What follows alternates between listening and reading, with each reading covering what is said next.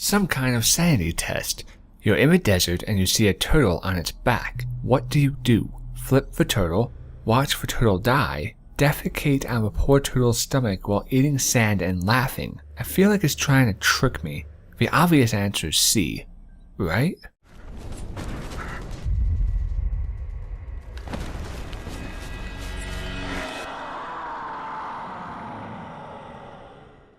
Welcome everybody, I am SocioPsycho, and today we take a look at Blackbay Asylum. Now this is created by Tad Productions AB. The game is a top-down style, but it also has first-person elements into it. Puzzle adventure game with a horror theme, and I'll explain what all of that means once we get into the game. Now, unfortunately for our Linux viewers, this is not available. The game engine doesn't actually support Linux, so it is only available on Windows. It's where you play as a man named Doug, a convicted mass murderer and psychopath. And during your enjoyable stay at Blackbay Asylum, something goes very amiss, and it's up to you to find out how to fix everything through puzzles and piecing the story together. Now, as you'll notice that it has begin controls and exit, and when we go into controls here, there isn't a way to rebind the keys, unfortunately. The game is very basic for its movement capabilities, as you have WASD for your movement, shift for your run, and spacebar to interact with all of these abilities. I would have liked to see this being able to actually be rebound, because I found using spacebar to be an issue. I would have rather used E myself.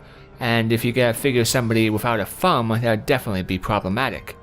While you go through this controls menu, as it tells you basically just a tutorial, and unfortunately you'll see no game settings as well. But game visually is basic. It does not look bad at all, and the graphics shouldn't be taxing for anybody with a modern system. The game has been running smoothly with no issues at 60 frames per second. I haven't had any game crashes, tearing, or clipping, and I would have liked to see a VSync option in there, but unfortunately there isn't a options menu. It's run very smooth, and I'm satisfied with that. Now, when it comes to screen resolution and window or full screen mode, before you actually get into the game, there's a little window that pops up, and you can select in between a large variation of screen resolutions. Now, I like that they have that variation of screen resolutions, but I would have liked to see it implemented in the game. But the annoying part of it is the fact that every time you load up into a game, it doesn't save it as a preference and automatically load up into what you've said before. Now, this is mainly because it's not into the game, so if you wanted to change your mind, and therefore you'd have to go into the install directory where your folders are located and do a setup or something like that. I just found it annoying because every time you wanted to go back into a game, you had to replay minor thing. But also doesn't have a sound slider. Now, it does have great music which propels the atmosphere of the game and the basic effects. Now, personally, I haven't found the effects being the voice acting, which is nicely done, nor the subtle hints of danger to be overly loud. I've only had maybe 1 or 2 issues in that department.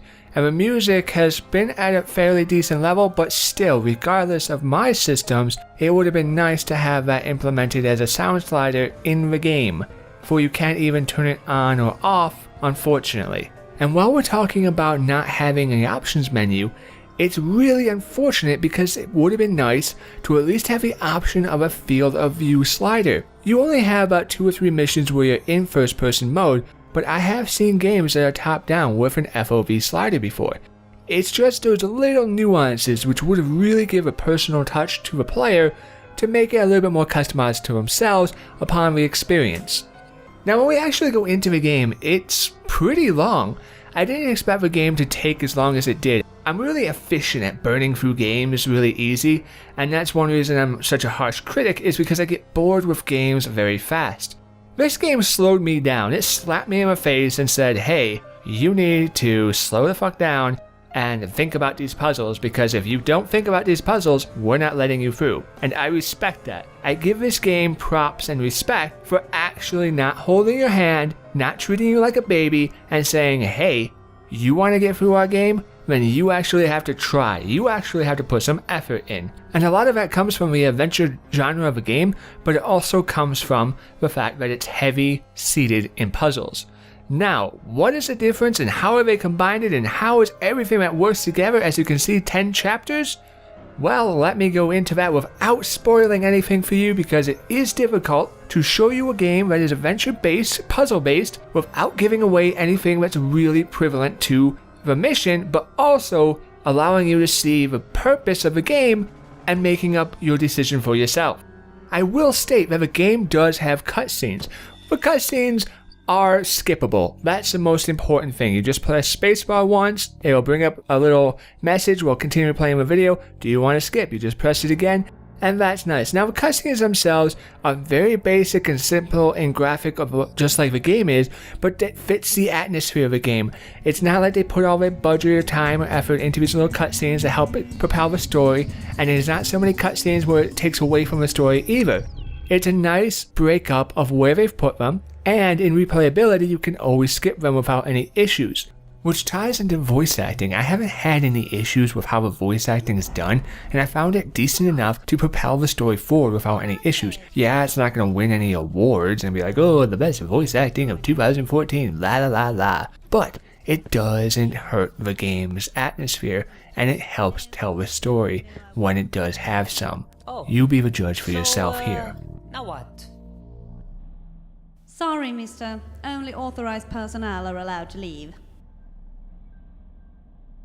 If you're the janitor, where's your mop? Very well then, how can I help you, sir?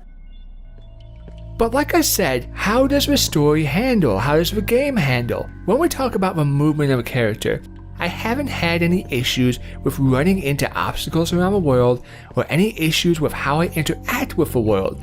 I've never found myself getting stuck on corners or being frustrated that I can't get through a certain area because my character is too large or a passage is too small and there's some stupid little thing. Now why I bring up movement is because the camera does bob, but it does it just enough to where it's not annoying, because sometimes you get a bobbing camera which just looks like you're swimming in water or you're on a boat and it's just ridiculous. This is not that. The bobbing of a camera is very simple and just enough to sort of disorientate you a little bit to draw you into the atmosphere of the game a little bit more.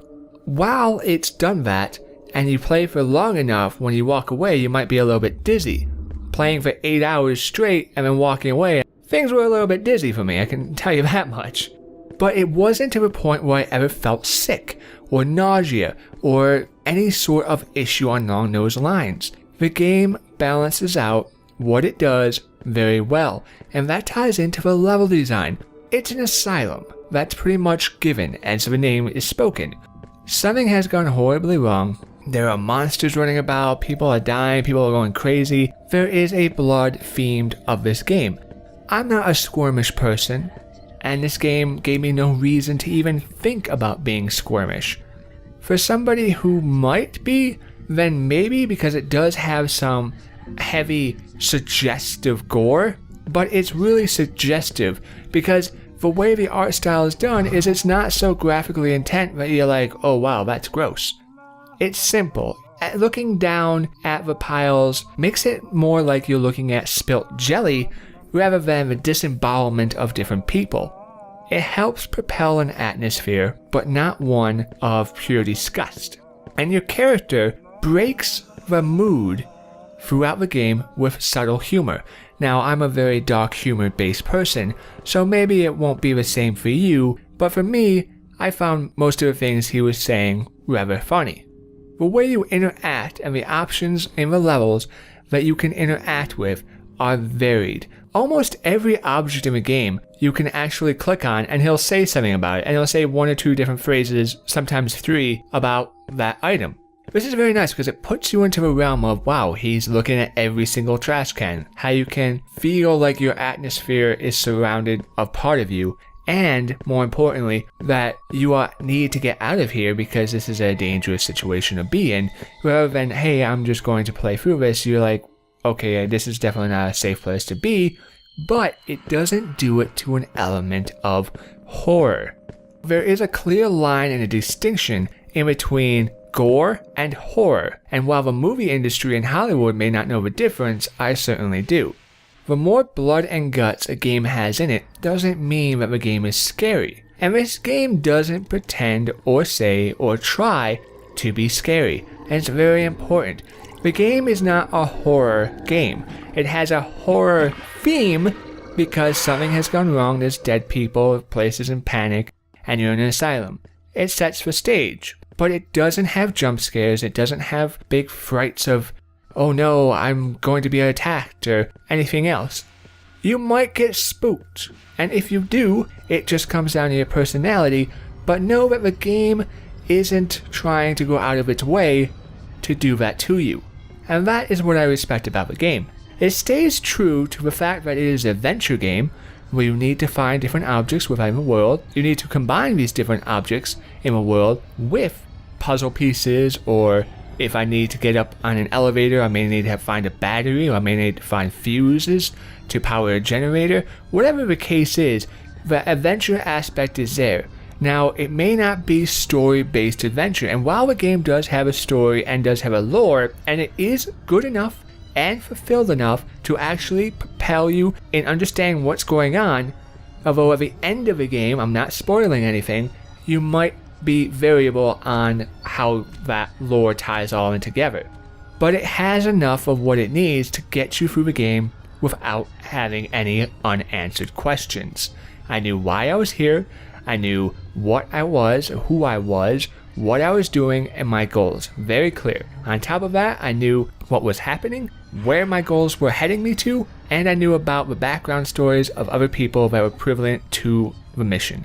These are important things in an adventure game, and while it didn't overabundant you with those types of information, it did give you enough to be able to get a sense and wrap you into this world a little bit more, which also ties into some of the first-person missions where you feel like you need to explore a labyrinth. And this is very nice as an adventure part, more than a puzzle part, because while you may need to write down a map instead of having a mini map, perish the thought of actually having to write something down, it does so in an explorational manner where you need to be curious about where you're going and keep track of where you've been. This is nice. And the game may handle well on the adventure part, but how does it handle on the puzzle part? And when it comes to the puzzles, it keeps up the same rhetoric. It does very well on the puzzles. Now, it takes a lot for me to sit back in my chair, ponder, and be like, how do I get past this issue? And this game actually did that to me.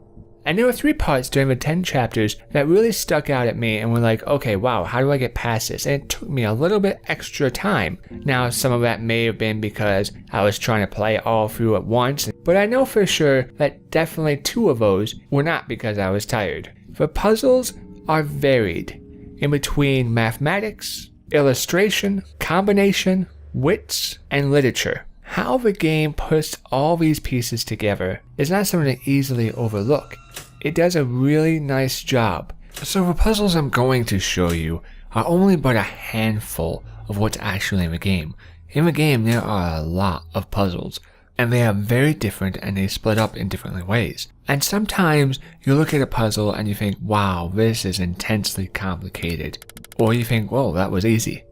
But regardless of how it may appear on the surface, they all have little tics or tricks, ways of just figuring it out, and they aren't as difficult or complicated as they are. The game strives on making you overthink about things. One reason why I write things out, especially when I'm playing an adventure game, is because it's easier to keep track and keep order of how everything is. And when we look at this simplistic puzzle here, on the whiteboard it says, got it, obviously. By the way, the 5 is reverse, and it says new code. So one first thing I did was write down the code number, because the 4 digits of the code that we need to figure out are what we need to punch into a keypad to get into this room. And obviously the first one looks like a 4, but we wrote it down anyways just as it is. And in writing it, we see, okay, I get it, there may be a mirror image going on here. When we write down the next one, the first line in, it kind of looks like a 5. And the second one, a 6. and you can see a pattern arise by writing stuff out a lot easier than just trying to do it in your head sometimes. The game has many different types of puzzles and many different ways of teasing your brain, but they all do it in a very enjoyable fashion. Whether the puzzle be reading-based, text-based, mathematic-based, whatever it is, they all have a sense of accomplishment tied to them. When we look at this, guided by angels through a maze of life, yet he could not dodge the arrows of death. And we look behind him and there's a wall. We click on the wall and it tells a story in a pictogram form. And as you complete it, as you figure it out, as you look back and figure out the clues and put it all together, when you get the sensation of like, yes, I did it, I accomplished it, all the puzzles in the game are designed that way upon where you feel accomplished, and it makes you want to continue playing. I want to figure out the next puzzle, I want to keep going, I want to know what happens next. This is really important, and they do it in a really good way, and you feel accomplished. When it comes to adventure and puzzles type games, they usually have a hint system. There's usually a, where do I go next? What do I do next? This game does not have a hint system in it. If you get stuck, you have to backtrack yourself and be like, okay, what am I doing wrong, or where's the issue going on? And there is a journal though, and while that journal keeps track of your progress and anything that is relevant to solving a puzzle, so you can easily refer back to it, you don't have to copy every single thing down on a piece of paper, I still found myself filling up at least 2 pages worth of notes getting through this game. The last time I filled up a game with 2 pages of notes, I was playing King's Quest over 14 years ago.